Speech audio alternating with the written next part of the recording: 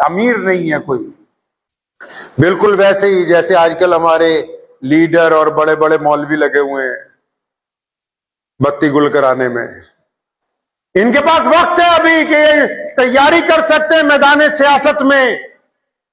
ये अच्छे लोगों को चुन के ला सकते हैं कि हम इनको ला के अपने बतौर नुमाइंदा पार्लियामेंट में भेजेंगे।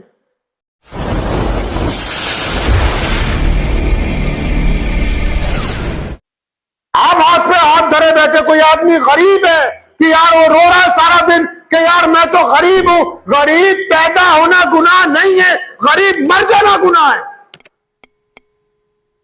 किसने कहा कि मेहनत मत करो?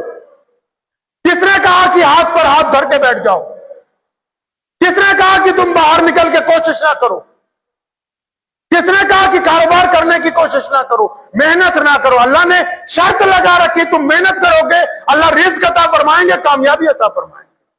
करोड़ों ऐसे लोग हैं जो कल तक सड़क के किनारे सोते थे, आज बेहतरीन महलों के अंदर मौजूद है। क्यों? उन्होंने वक्त को जाया नहीं किया, पूरी ताकत लगा दी अपने जिस्म की और फिर वो इज्जत हासिल कर ली जो अल्लाह और उसके रसूल सल्लल्लाहु अलैहि वसल्लम ने उनसे वादा किया। आप बैठे हुए हैं सोचे जा रहे हैं कि वक्त होगा, वक्त होगा। वक्त होगा नहीं, वक्त है आपके पास, आप इसका सही इस्तेमाल नहीं कर रहे। बिल्कुल वैसे ही जैसे आजकल हमारे लीडर और बड़े बड़े मौलवी लगे हुए हैं बत्ती गुल कराने में। वक्त की मैनेजमेंट, अभी तो वक्त है, इनके पास वक्त है अभी कि ये तैयारी कर सकते हैं मैदान सियासत में। ये अच्छे लोगों को चुन के ला सकते हैं कि हम इनको ला के अपने बतौर नुमाइंदा पार्लियामेंट में भेजेंगे। अभी तो वक्त है इनके पास कि आपस में इत्तेफाक के जरिए एक बेहतरीन सियासी लाएअमल तैयार कर सकते हैं। लेकिन नहीं, क्योंकि वक्त की मैनेजमेंट जो है वो मशवरे की भेंट चढ़ गई है। अमीर नहीं है कोई, बड़ा नहीं है, आपस में कोई अमीर नहीं है। एक दूसरे की रजामंदियों को पहले देखते हैं, मजबूरी के साथ बंधे हुए हैं। अगर अल्लाह और उसके रसूल सल्लल्लाहु अलैहि वसल्लम की इताअत होती तो एक बंदे को अपना बड़ा बनाते, जिस तरह मस्जिद में इमाम को आगे रखते हैं। वो कहता है अल्लाहु अकबर तो अल्लाहु अकबर, वो कहता है रुकू में चलो तो कहते हैं रुकू में जाएंगे, वो कहता है सजदे में जाना तो सजदे में जाएंगे। वक्त का तो इस्तेमाल होना चाहिए ना सही, चाहे वक्त मैदान सियासत में हो। आप किसी को कोसिए नहीं, याद रखें, मुसलमानों को बिलखसूस कहता हूं, किसी कौम को किसी मजहब को कोसिए नहीं। आपने वक्त का इस्तेमाल नहीं किया, उन्होंने वक्त पर मेहनत की है।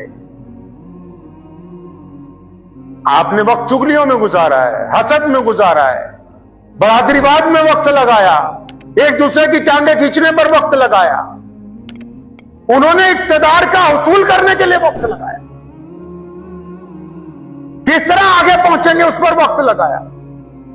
और आप अब भी वक्त नहीं इस्तेमाल कर रहे वक्त का सही, आपका वक्त अब भी जाया हो रहा है।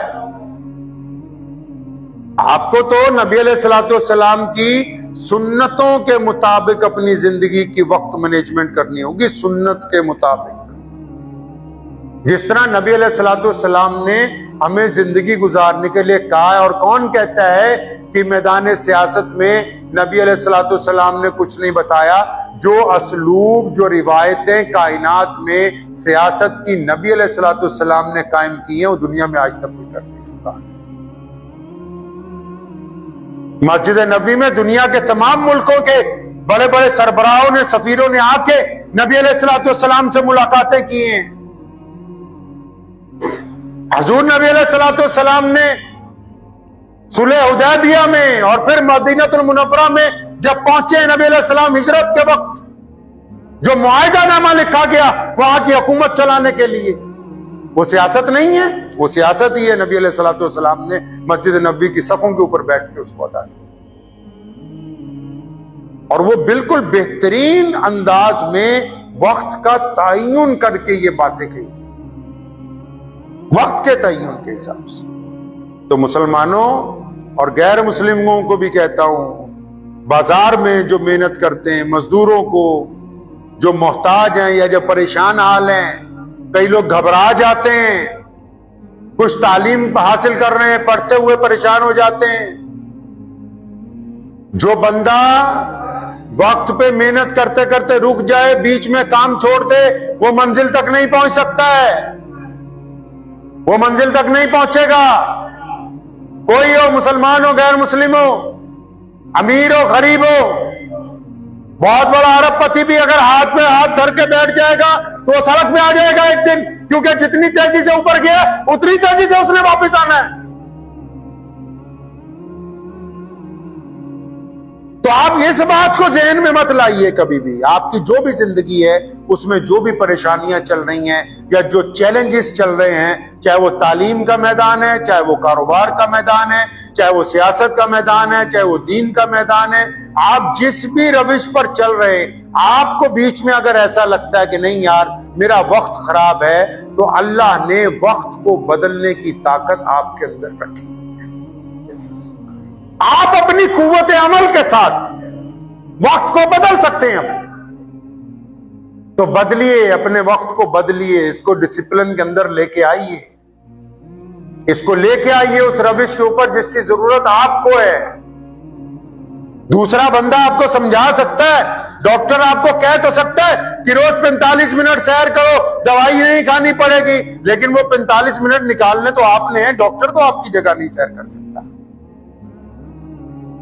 माँ बाप कह सकते हैं कि बेटा पढ़ ले, कल को पछताएगा, माँ बाप तो कोशिश कर सकते हैं, फीस दे सकते हैं स्कूल की, जोर लगा सकते हैं, लेकिन पढ़ना तो आपको ही है। अगर पढ़ जाएंगे तो कल को कामयाब हो जाएंगे, नहीं पढ़ेंगे तो इसमें माँ बाप का तो कोई गुजारा नहीं। कोई यार दोस्त, कोई भाई, कोई बड़ा आपको माल डाल के दे तो सकता है कि तुम काम चलाओ, अब तुम खुद ही अपने काम पर मेहनत करने के लिए तैयार ना हो, फिर वो कुछ नहीं कर सकता है। अल्लाह ने आपको आजाद दिए, हाथ पैर आपके सलामत है, आंखें सलामत है, इससे बड़ी नेमत और कौन सी हो सकती है? कि जिस्म सही सलामत है, रब ने जब ये नेमतें दी हैं, आप इन नेमतों का अगर सही इस्तेमाल ही ना करें तो फिर आपके वक्त को कौन बचा सकता है? जोर लगाइए अपने जहन पे, वक्त को सही इस्तेमाल कीजिए, जहां आप खड़े हैं उससे चंद कदम आगे बढ़िए।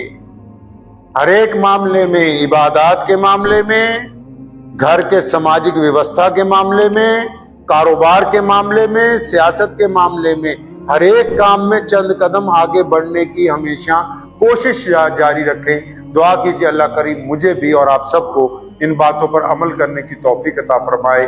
व आखिर दावाना अनिल हम्दुलिल्लाहि रब्बिल आलमीन।